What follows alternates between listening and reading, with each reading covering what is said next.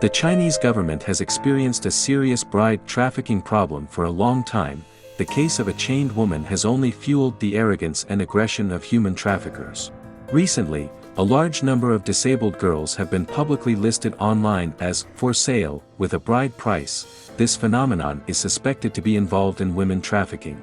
On October 3, a post from a social media user named Brother Kai, National Blind Date, attracted netizens' attention. Screenshots sent by netizens showed that the IP address of this user was Yunnan. Its introduction carries the tag #flashmarriage, claiming to be able to introduce national blind dates and distribute marriage advertisements on behalf of others.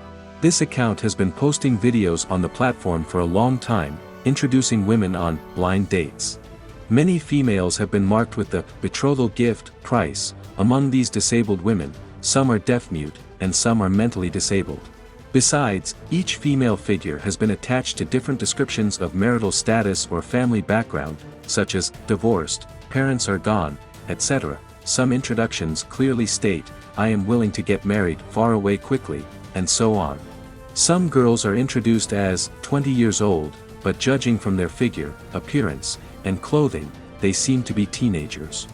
Netizens suspect that behind the account may be involved in human trafficking under the guise of blind dates.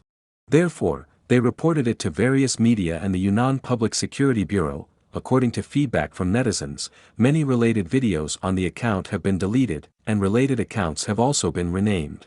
Some netizens also pointed out that this is not the only anchor carrying out similar business on various online platforms in mainland China. So far, official Chinese government agencies have yet to respond.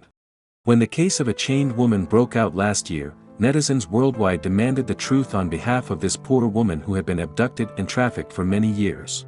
According to the New York Times, the Chinese public staged a rare online revolt because it felt that the government had failed to prioritize women's safety despite its claims that women hold up half of the sky. The chained woman became a symbol of injustice that brought together liberals as well as nationalistic digital warriors and apolitical moderates. Many of them are worried that the chain on her neck, in a literal and figurative sense, could fall on them or their loved ones. The video of the chained woman has led to a kind of #MeToo movement on the Chinese internet, in which many people stepped forward to share stories of mothers, daughters, sisters, and classmates who were abducted or simply disappeared. According to earlier Chinese private investigation reports, with the connivance and cover of local governments, human trafficking is blatant in many poor provinces, in rural yards and even markets. Groups of abducted young women were revealing clothes with price tags hanging around their necks and are openly hawked like animals. Some legal professionals have accused that the government's criminal code includes illegal confinement, intentional injury, rape, and other serious crimes that apply to human traffickers, but the authorities have introduced a so-called human trafficking crime with a relatively light sentencing. It is suspected that in the name of cracking down, the authorities are, in fact, harboring and condoning. The government's one-child policy, in force from 1979 to 2015, prompted many parents to feel that if they could only have one kid, that child should be a son. Over generations this policy drove a demographic disaster, a population with 30 to 40 million more men than women. The difficulty many men now face finding wives drives a brutal business of selling women and girls inside China and from neighboring nations, such as Cambodia, Indonesia, Laos, Nepal, North Korea, Pakistan, and Vietnam.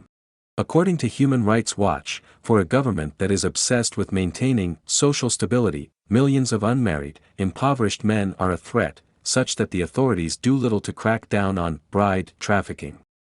As documents from the verdicts database, China Judgments Online, show, courts across the nation have denied many trafficked women's petitions for divorce, even after some endured years of domestic abuse and violence from the husband. However, the problem is becoming harder to ignore.